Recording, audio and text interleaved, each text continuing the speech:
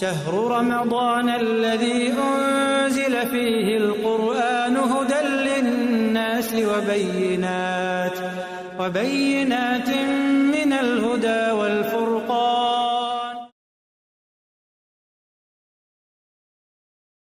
نحمده ونصلي على رسوله الكريم، اما بعد، فاعوذ باللہ من الشیطان الرجیم، بسم اللہ الرحمن الرحیم، رب اشرح لی صدری ویسر لی امری واحلل عقدۃ من لسانی یفقہوا قولی۔ السلام علیکم ورحمۃ اللہ وبرکاتہ۔ ناظرین، پروگرام شہر رمضان کے سلسلے میں آپ کی خدمت میں حاضر ہوں۔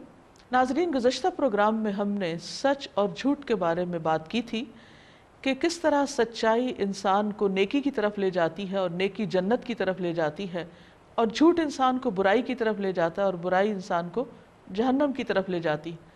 گویا دو مختلف کام اور دو مختلف انجام ہیں، اور ان کاموں اور انجام کے بیچ میں دو مختلف شخصیتیں ہیں، کیونکہ جھوٹ بھی ایک مزاج پیدا کرتا ہے اور سچ بھی ایک مزاج کا حامل ہوتا ہے۔ یہ انسان کی پوری شخصیت کے اندر جھلکتا ہے۔ سچا انسان سچائی سے محبت کرتا ہے اور سچ بولتا رہتا ہے، یہاں تک کہ صدیقین میں لکھ دیا جاتا ہے، یعنی وہ کوئی بھی خلاف حقیقت بات پسند نہیں کرتا۔ اس کے برعکس جو شخص جھوٹا ہوتا ہے، اس شخص کو سچائی سے یا حق سے یا حقیقت سے کوئی دلچسپی نہیں ہوتی، اور پھر اس طرح اس کی زندگی میں جھوٹ ہر مرحلے اور ہر موقع پر شامل ہو جاتا ہے۔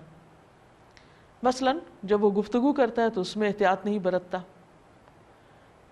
سنی سنائی بات کو آگے پہنچا دیتا ہے بغیر تحقیق کے، اور وہ بات بعض اوقات غلط ہوتی ہے تو بہت بڑے جھگڑے، فتنے، فساد کا باعث بن جاتی ہے۔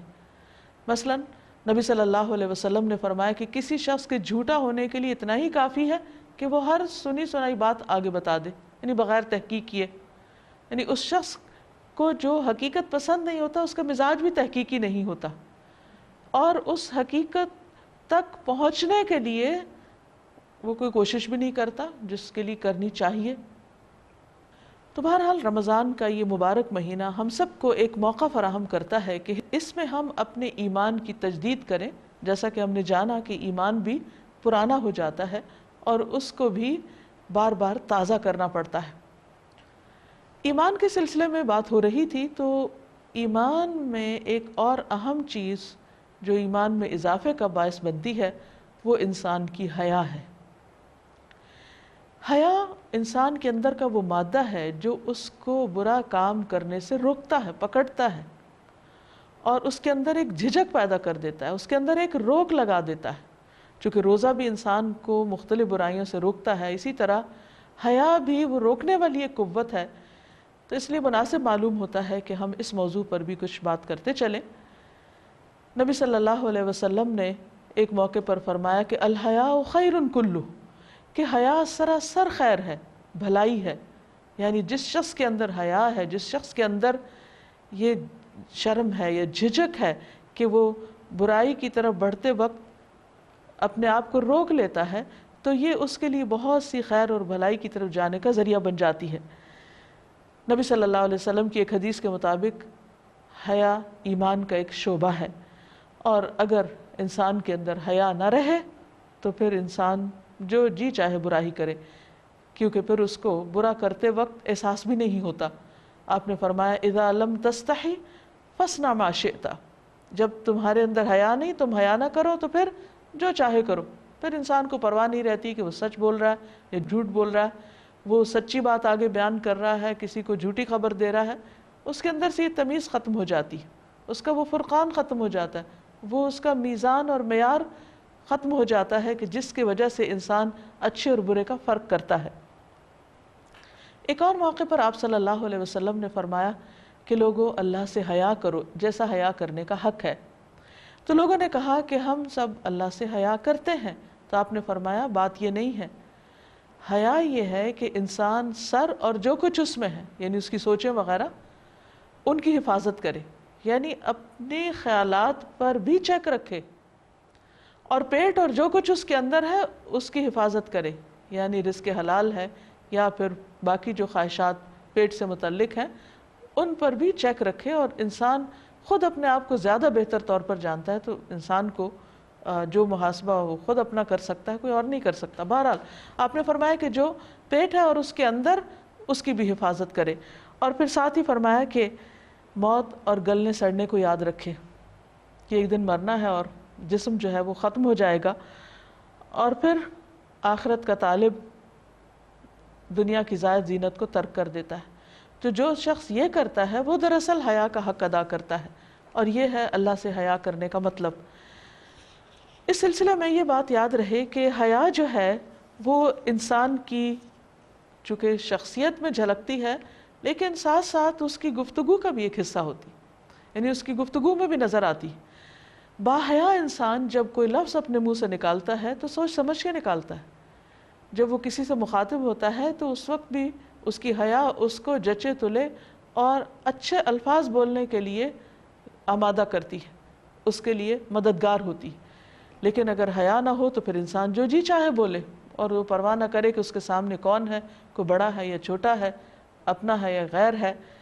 تو ہم دیکھتے ہیں کہ نبی صلی اللہ علیہ وسلم نے مومن کی جو پہچان بتائی وہ یہ ہے کہ مومن تانا دینے والا، لعنت کرنے والا، نازیبا گفتگو کرنے والا اور فحش گوئی کرنے والا نہیں ہوتا۔ یعنی جس شخص کے اندر یہ باتیں ہوں، یعنی تانے دے، لعنت کرے، بے حیائی کی باتیں کرے، گویا اس کا ایمان ہی نہیں، ایمان سے اس کا کوئی تعلق نہیں۔ تو مومن ایک ایسی شخصیت ہے، ایک ایسا کردار ہے کہ جس کی سوچیں بھی پاک، جس کے جسم کے باقی اعضاء بھی ان کا بھی تزکیہ، اور وہ بھی صحیح راہ اختیار کرنے والے، اور جس کی زبان بھی سوچ سمجھ کر بولنے والی اور پاکیزہ گفتگو کرنے والی ہے۔ پھر اسی طرح آپ صلی اللہ علیہ وسلم نے دوسروں کو لعنت کرنے سے منع کیا ہے۔ نبی صلی اللہ علیہ وسلم نے فرمایا کہ لعنت کرنے والے قیامت کے دن نہ گواہ ہوں گے نہ شفاعت کرنے والوں میں شامل ہوں گے۔ ہم دیکھتے ہیں کہ اچھی صفات کا لعنت کے ساتھ کوئی جوڑ نہیں۔ اس سلسلے میں ہم حضرت ابوبکر رضی اللہ تعالیٰ عنہ کا ایک واقعہ دیکھتے ہیں کہ ایک مرتبہ انہوں نے اپنے بعض غلاموں پر کچھ لعن طعن کی، نبی صلی اللہ علیہ وسلم نے سن لیا، تو آپ صلی اللہ علیہ وسلم نے حضرت ابوبکر سے کہا کہ اے ابوبکر، لعن طعن کرنے والوں اور صدیقوں کا کوئی جوڑ نہیں، یعنی کسی صدیق کو، یعنی ابوبکر تو صدیق ہیں، کسی صدیق اور سچے انسان کو یہ زیب ہی نہیں دیتا کہ وہ کسی دوسرے انسان کے بارے میں ایسی گفتگو کرے۔ 2-3 مرتبہ آپ نے یہ بات فرمائی، اور اس پر ابوبکر رضی اللہ تعالیٰ عنہ انہوں نے اپنے بعض غلاموں کو آزاد کر دیا، اور آپ کی خدمت میں حاضر ہو کر عرض کی کہ اللہ کے رسول صلی اللہ علیہ وسلم آج کے بعد ایسا نہیں کروں گا۔ یہ ہے دراصل ایمان کہ انسان کو جب غلطی کا احساس ہو تو فوراً اس سے پلٹ آئے، اس پر اصرار نہ کرے۔ توبہ بھی ایسے ہی لوگوں کے لیے ہے۔ تو ہم سب کے لیے لازم ہے کہ ہم اپنی زندگی کا جائزہ لیں، اور اس میں ایسی کوئی بھی چیز ہے، خواہ وہ سوچ کے حوالے سے یا گفتگو کے حوالے سے یا طرز عمل کے حوالے سے، تو اس رمضان کے مبارک موقع پر ان سب چیزوں کو اپنی ذات سے نکال باہر کریں۔ اس سلسلے میں یہ بات یاد رکھیے کہ اس کی یہ لعنت صرف مسلمانوں پر نہیں، کسی پر بھی جائز نہیں، حتیٰ کہ مشرکین پر بھی۔ ابو ہریرہ رضی اللہ عنہ سے روایت ہے کہ رسول اللہ صلی اللہ علیہ وسلم سے عرض کیا گیا کہ اے اللہ کے رسول صلی اللہ علیہ وسلم، آپ مشرکین کے حق میں بد دعا کیجیے۔ آپ نے فرمایا، مجھے لعنت کرنے والا بنا کر نہیں بھیجا گیا، میں تو رحمت بنا کر بھیجا گیا ہوں۔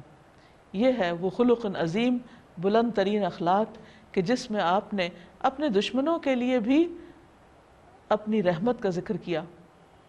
تو ہمارے لیے نمونہ کون ہے؟ اللہ کے رسول صلی اللہ علیہ وسلم۔ اور پھر آپ نے لعنت کے جو برے نتائج ہیں یا برے اثرات ہیں ان کے بارے میں بھی متوجہ کیا، اور یہ بتایا کہ جب کوئی شخص کسی پہ لعنت کرتا ہے اور وہ جس پہ کر رہا ہے وہ اس کا مستحق نہیں، تو وہ لعنت کرنے والے پہ واپس لوٹ آتی۔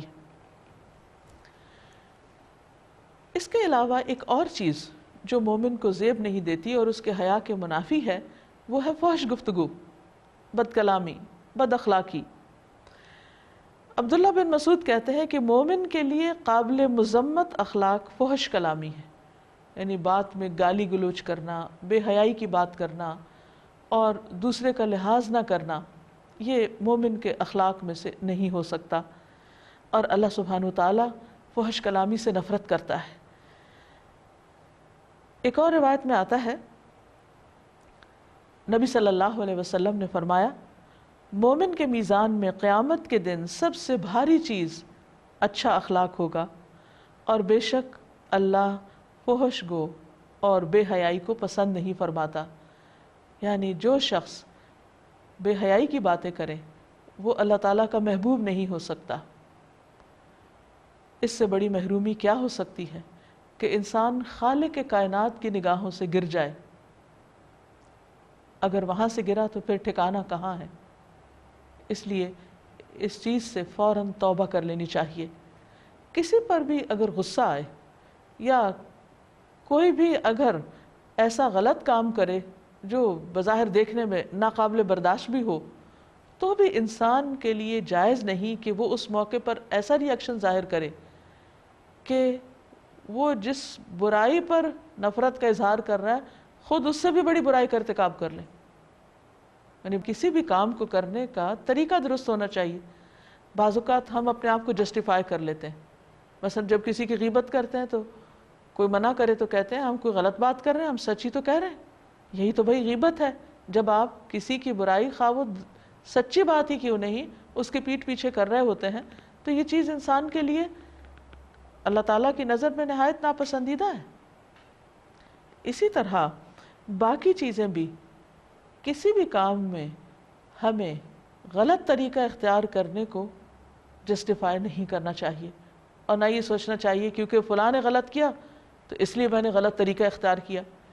قرآن مجید میں آتا ہے ادفع باللتی ہی احسن، کسی برائی کو بھی اچھائی سے دور کرو، کیونکہ اگر گندگی کو گندگی سے صاف کریں گے تو مزید گندگی پھیلے گی۔ تو کسی بھی طرح انسان فحش گوئی یا بد کلامی یا بری گفتگو کے لیے اپنے آپ کو جسٹیفائی نہیں کر سکتا، کیونکہ یہ پسندیدہ ہے ہی نہیں، اس کی رخصت ہی نہیں، اجازت ہی نہیں، کوئی ایکسیپشنل بات ہی نہیں۔ جو چیز اللہ تعالیٰ کو پسند نہیں وہ مومن فوری طور پر چھوڑنے کے لیے تیار ہو جاتا ہے، یہی اس کے ایمان کا تقاضا بھی ہے۔ پھر ایک اور روایت سے ہمیں یہ بھی پتہ چلتا ہے کہ فحش گوئی ایک کلچر بن جائے گی، یعنی اتنی عام ہو جائے گی کہ لوگ اس کو جسٹیفائی کرنے لگیں گے، اور لوگ ایک دوسرے کی دیکھا دیکھی زبان کا غلط استعمال کر رہے ہوں گے۔ آپ صلی اللہ علیہ وسلم نے فرمایا کہ اللہ تعالیٰ بے تکلف یا بتکلف کسی بھی قسم کی فحش گوئی کرنے والے کو پسند نہیں کرتا، یعنی کسی بھی وجہ سے، اور قیامت اس وقت تک قائم نہ ہوگی جب تک ہر طرف بد زبانی اور بتکلف فحش گوئی عام نہ ہو جائے۔ یعنی یہ قیامت کی نشانیوں میں سے ایک نشانی ہے کہ لوگوں کی اکثریت فحش قسم کی باتیں کرنے لگے گی اور دوسروں کا لحاظ نہ کرے گی اور بدتمیزی اور بد اخلاقی کے کلچر کو اپنا لے گی۔ فحش گو انسان اپنے اثرات دوسروں پر بھی رکھتا ہے۔ انسان جب ایسی کمپنی میں بیٹھتا ہے، ایسے لوگوں کی صحبت اختیار کرتا ہے، تو پھر ہو نہیں سکتا کہ ان جیسی باتیں نہ کرے۔ اس لیے انسان کو ایسے لوگوں سے احتیاط برتنی چاہیے، ان سے معاملہ کرتے وقت بھی اور ان کے ساتھ رہتے ہوئے بھی، کہ کہیں ان کے اثرات خود پر نہ آ جائیں۔ حضرت عائشہ سے مروی ہے کہ ایک مرتبہ ایک آدمی نبی صلی اللہ علیہ وسلم کی خدمت میں حاضر ہوا۔ جب وہ اندر آیا تو نبی صلی اللہ علیہ وسلم نے اسے اپنے قریب بٹھایا، اسے اپنے پاس کیا۔ جب وہ چلا گیا تو حضرت عائشہ نے عرض کیا، اے اللہ کے رسول صلی اللہ علیہ وسلم، کیا آپ نے اس شخص کے متعلق اس طرح اور اس طرح نہیں فرمایا؟ آپ نے فرمایا، کیوں نہیں؟ بات یہ ہے کہ سب سے بدترین آدمی وہ ہوگا جسے لوگوں نے اس کے شر سے بچنے کے لیے چھوڑ دیا ہوگا۔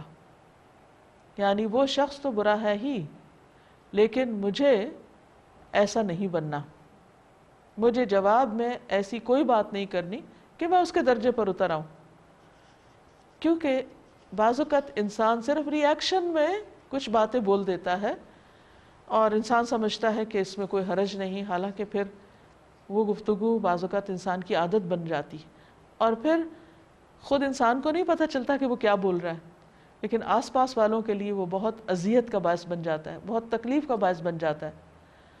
اور بہت سے لوگ پھر صرف اس انسان کی بدزبانی سے ڈر کر کچھ کہتے بھی نہیں، لیکن یہ ضرور ہوتا ہے کہ اس سے پرے ہٹ جاتے ہیں، دور ہو جاتے ہیں۔